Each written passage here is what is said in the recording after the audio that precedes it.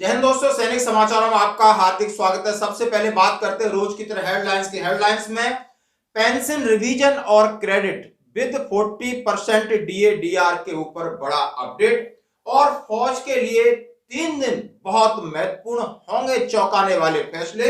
और सेना ने संभाला मोर्चा, 25 लोग लापता। खबर करते विस्तार से। सबसे पहले मैं बात करूंगा आपके पेंशन रिवीजन और पेंशन क्रेडिट विद 42% डीए के ऊपर। जैसा कि हम सभी जानते हैं कि मार्च एंडिंग की पेंशन आज 31 तारीख है, अभी तक कोई भी मैसेज नहीं आया।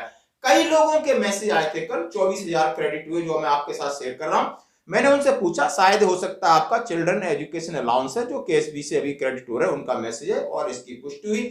बात करते हैं, जैसा कि हम सभी जानते हैं 31 मार्च फाइनेंशियल ईयर का क्लोजिंग है, उसके बाद ही आपकी पेंशन आपके खाते में आएगी। और जैसा कि अनुमान लगाया जाता है कि 3 और 4 के आसपास आपकी पेंशन आपके खाते में आएगी और इसका मैसेज आपको बैंकों ने दे दिया है। लेकिन अब सवाल ये उठता है कि जब पेंशन खाते में आएगी, क्या वो ओआरओपी 2 के तहत रिवाइज पेंशन है वो आएगी? तो बिल्कुल यस, क्योंकि इसका आदेश मिल चुका है कि ये रिवीजन होगी। और इसके साथ दूसरी चीज, क्या बढ़ा हुआ डीए 4% डीए के साथ लग के आएगी और पीछे जनवरी फरवरी का एरियर भी आएगा, तो इसकी भी संभावना है।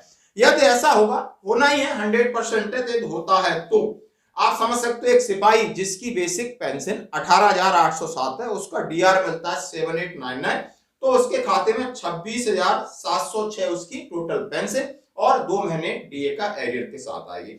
नायक जिसकी 20,107 है, अभी जो रिवाइज पेंशन है, और उसका डीए बनता है 42 से 8,444 और 28,551 उसकी टोटल पेंशन होती है। इसके साथ 2 महीने के डीए का एरियर भी लगेगा।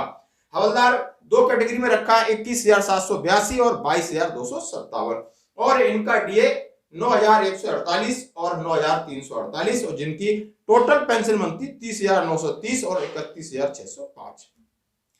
इसी तरीके से आप नायब सूबेदार, सूबेदार मेजर, ऑनरी लेफ्टिनेंट कैप्टन, जिनकी बढ़ी हुई यानी संशोधित पेंशन और संशोधित डीए के साथ 2 महीने डीए के एरियर के साथ आपको अप्रैल के महीने में मिलेगी खुशखबरी और सौगात। करिए 2 दिन और इंतजार।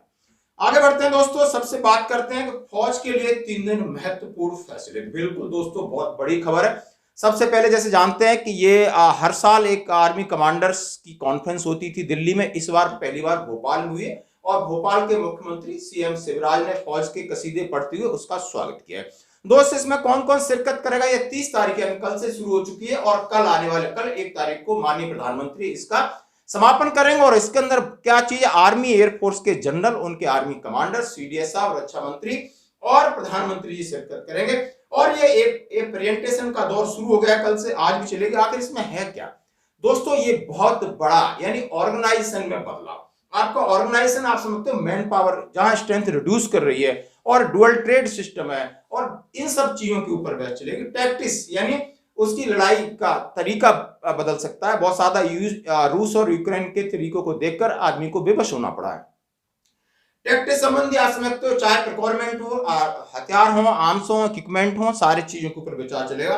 और तीसरी बात, एडम एंड लॉजिस्टिक। एडम में आप समझ सकते हो बहुत सारी चीजें बदलाव, 1 अप्रैल से खाने में बदलाव, वर्दी का बदलाव और सारे जितने एडम एंड लॉजिस्टिक संबंधी बदलाव, उनके ऊपर फाइनल मुहर लगेगी। और सबसे बड़ा है पुराने कानून, जिनके ऊपर ये अंडर कंसिडरेशन सा बहुत सारे ऐसी चीजें हैं जो आप करते हैं कॉलोनी सिस्टम, इसके ऊपर विचार होगा। ये 4 महत्वपूर्ण मुद्दे, इनके ऊपर 1 तारीख के बाद कुछ न कुछ बहुत बड़ा निकल के आएगा। करिए इंतजार दोस्तों।